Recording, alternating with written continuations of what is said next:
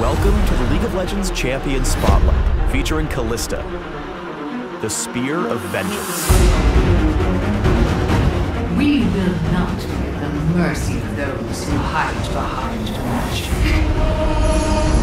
Only a shadow of her former self, Kalista relentlessly hunts traitors and oathbreakers across Runeterra, collecting their souls and growing her strength.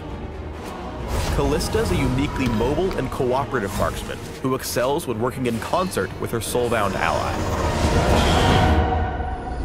Kalista begins every game with the Black Spear. This item serves only one purpose: to establish a link between Kalista and an allied champion, usually her lane partner. When Kalista casts the Black Spear on her chosen ally, the pair are soulbound for the rest of the game. Having a soulbound is like having a soulmate, but for killing things. The link grants unique passive and active abilities only available to the pair. Kalista's passive is Martial Poise, and it has two important parts. First, Kalista cannot cancel her basic attacks. Once she's winding up that spear, there's no going back. Second, entering a move order during Kalista's basic attack windup makes her hop in that direction after the attack is complete. Martial Poise will probably take some getting used to, especially as Kalista builds attack speed, but it gives her incredible mobility in combat. Note that if Kalista leaps backward, she gains a bit of extra distance. Martial Poise's hop distance scales with your boots rank. For example, Boots of Speed and Berserker's Greaves each increase the range. Outside of combat, Kalista's movement is limited, but Martial Poise makes her really slippery in a fight. Constantly using the short hops lets her kite bruisers while consistently dealing damage. Kalista's abilities and their interactions are best explained out of order. Let's start with Rend, her E. Rend passively causes Kalista's basic attacks to lodge spears inside her targets. These spears can stack infinitely on as many targets as she wants, but will fall off any target Kalista hasn't attacked for a few seconds. On activation, Kalista rips the spears away, slowing and dealing damage to all nearby Rended enemies. The damage is increased for every Rend spear lodged in the target, meaning you can hypothetically deal infinite tons of damage. If any foe, even a minion, is killed by the activation, the cooldown is immediately refreshed. But if no target is killed, the ability goes on cooldown and Rend's passive is disabled until it comes back up. Rend has a considerably low mana cost, making it an efficient tool for last hitting and shoving lanes at all phases of the game.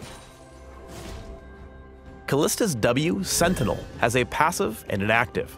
The passive only works with Kalista's soulbound partner in crime. If the pair attack the same target within a very brief window, they deal bonus damage based on the target's max health and apply a stack of Rend. Sentinel cannot be triggered on the same target for several seconds. If Sentinel deals the killing blow, Kalista gets the credit in gold, regardless of who triggered it. The active part of the ability operates on an ammo system with a substantial cooldown. Kalista sends a Sentinel on a scouting mission.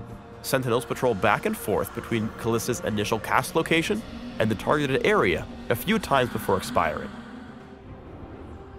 Sentinels only grant vision in a cone in front of them. When they spot an enemy champion, Sentinels shriek and follow them for a brief period. However, enemies can destroy Sentinels with basic attacks, and can sneak up behind them to do so undetected. Cardboard boxes work too. Send Sentinels to patrol common gank paths while you're laning. They'll give you a heads up when they spot baddies. Kalista's Q, Pierce, fires a spear that deals damage, applies Rend, applies her trigger Sentinel, and stops on the first target struck. Additionally, Pierce triggers Martial Poise, so she can dash right after casting.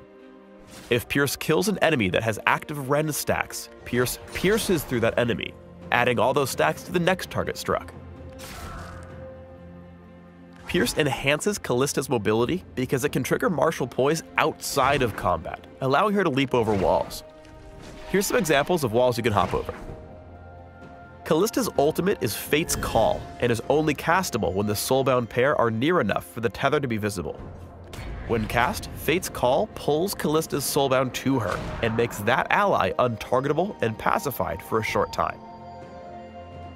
The next part of the ult is controlled by the soulbound ally. After a moment, the Soulbound could right-click to launch themselves in any direction, causing an AoE knockup on impact before rebounding slightly. Basically, Kalista says when, and her Soulbound ally says where. Ranged champions casting the second half of Fate's Call rebound slightly farther away than melee ones.